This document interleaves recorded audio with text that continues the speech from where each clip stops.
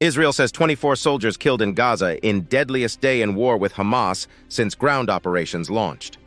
Prime Minister Benjamin Netanyahu said Tuesday that the Israel Defense Forces had launched an investigation into the disaster that led to the deaths of 21 soldiers in Gaza the previous day.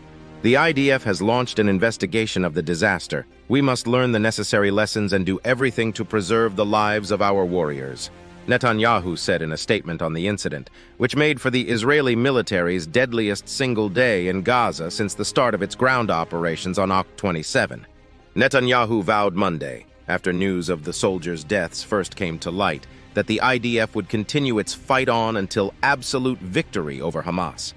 The 21 IDF reservists were killed when a militant fired a rocket-propelled grenade at a tank, setting off a secondary explosion that brought 2 buildings down onto the soldiers.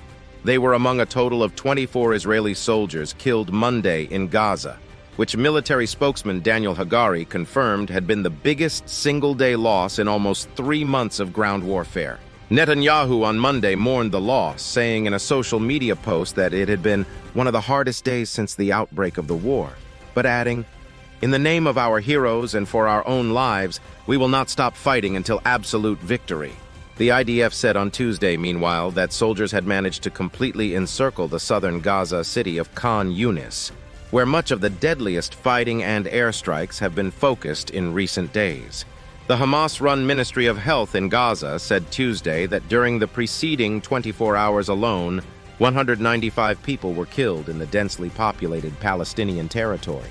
Israel accuses Hamas of operating from Al-Nasser Hospital, the largest health facility in Khan Yunis, and of basing some of its operations in the city. Thousands of Palestinians who had sought shelter at the sprawling hospital have fled this week, with patients and displaced civilians describing relentless air and artillery strikes as IDF forces close in on the facility. Philippe Lazzarini, head of the UN Aid Agency for Palestinians, said in a social media post on Tuesday that at least 6 displaced people were killed and many more injured during intense fighting around one of the agency's shelters in Khan Yunis. Terrified staff, patients, and displaced people are now trapped inside the few remaining hospitals in Khan Yunis as heavy fighting continues, said Lazzarini, adding a call on all parties to take every precaution to minimize harm and protect civilians, medical facilities, and personnel and UN premises in accordance with international law. The Hamas-run health ministry says more than 2,400 people have been killed in Gaza since Israel launched its offensive in retaliation for the unprecedented October 7 terror attack by the Palestinian militant group, which is designated a terrorist organization by Israel, the U.S., and the European Union. Hamas officials do not distinguish between combatant and civilian deaths.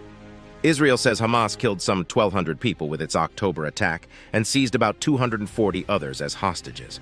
About half of those hostages have been freed, but Israel says 132 are still believed to be held captive in Gaza.